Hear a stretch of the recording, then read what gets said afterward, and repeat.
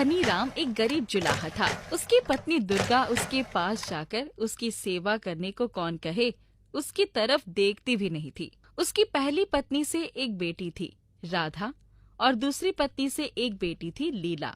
एक दिन, राधा बेटी, तू दिन रात घर का सारा काम करती है, मेरा ख्याल रखती है, पर घर में तुझसे कोई प्यार नहीं करता है। कभी कभी सोचता हूँ मेरे मरने के बाद तेरा क्या होगा। बापू, ऐसा मत कहो, मैं तुम्हें कहीं जाने नहीं दूंगी। तुम्हारे नहीं रहने पर मैं खुद मर जाऊंगी। बड़ी गलती कर दी मैंने उस औरत से शादी करके। मुझे लोगों की बातों में नहीं आना चाहिए था। मैंने तो खुद अपने पैरों पर कुल्हाड़ी मारी है। बापू, तुम बहुत जल्दी ठीक हो जाओगे, फिर हम दोनों यहाँ से शहर चले जाएंगे। हमारे दुख के दिन कट जाएंगे। राधा की सारी आशाओं पर पानी फिर गया। कुछ दिनों बाद ही धनीराम स्वर्ग सिधार गया। राधा अनाथ हो गई। अब उसका अपनी कहने वाला कोई नहीं था। सारे दिन काम करती, बचे हुए समय में जंगल से लकड़ियाँ काटने जाती। जंगल के पेड़ पौधे ही उसके साथी बन गए थे।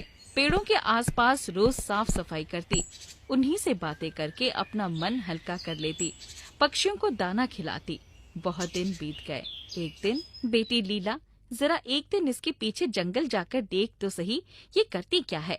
वहाँ से आकर कितनी खुश रहती है। कितना भी काम कर ले, पर इसकी मोटी चमड़ी पर जू भी नहीं रेंगती। रूखा सूखा खाकर भी दिन बर दिन इसकी खूबसूरती बढ़ती जा रही है। अरे माँ, मुझे चैन से सोने दिया कर। तेरा काम हो रहा है ना, बस उसी में खुश रह। एक दिन जब राधा लकड़ियों का गट्ठर लेकर वापस आ रही थी, तभी उसने देखा कि रास्ते में एक बूढ़ी औरत गिर पड़ी थी। सिर पर रखी खिलौने की टोकरी में से खिलौने भी तीतर बीतर होकर जमीन पर गिर पड़े थे। दादी माँ, उठो, आपको क्या हुआ? मैं आपके लिए पानी लेकर आती हूँ। राधा ने उसी टोकरी में से एक पानी का बर्तन उठाया और पानी ले आई। बुढ़िया के मुंह पर पानी के छींटे डाले। उसने आंखें खोल दी, उसको पानी पिलाया तो वो आहिस्ता आहिस्ता होश में आ गई और उठकर बैठ गई। बेटी, तुमने मेरी जान बचाई है। मैं तुमसे बहुत खुश हूँ। तुझे क्या चाहिए बता। पहले चलिए मैं आपको आपके घर छोड़ दूँ। रास्ते में ही राधा ने अपनी सारी व्यथा बूढ़ी दादी से कह सुनाई। अचानक दादी एक खूबसूरत परी में बदल गई। मेरा नाम दिव्या परी है। तुम ये अंगूठी रख लो। इस अंगूठी को पहनकर तुम जो मांगोगी तुम्हें मिल जाएगा। बस कभी किसी के नुकसान करने के बारे में मत सोचना, वरना इस अंगूठी का सारा जादू खत्म हो जाएगा। राधा ने अंगूठी ले ली। परी का बहुत बहुत धन्यवाद करते हुए घर आ गई। जैसे ही घर आई, ये लड़की सारे दिन घूमती रहती है, सारा काम पड़ा है, कब खाना बनाएगी। भूख के मारे पेट में चूहे कूद रहे हैं। न काम की न काज की, 2.5 सेर अनाज की। आने दे, आज इसकी खबर लेती हूँ। आज मेरी तो खैर नहीं। हे भगवान, अब मैं क्या करूँ? तभी उसे अचानक याद आया कि परी ने उसे अंगूठी दिया है। ए अंगूठी, जल्दी से खाना तैयार कर दो। उसके घर में घुसते ही खुशबूदार खाने से रसोई महक उठी।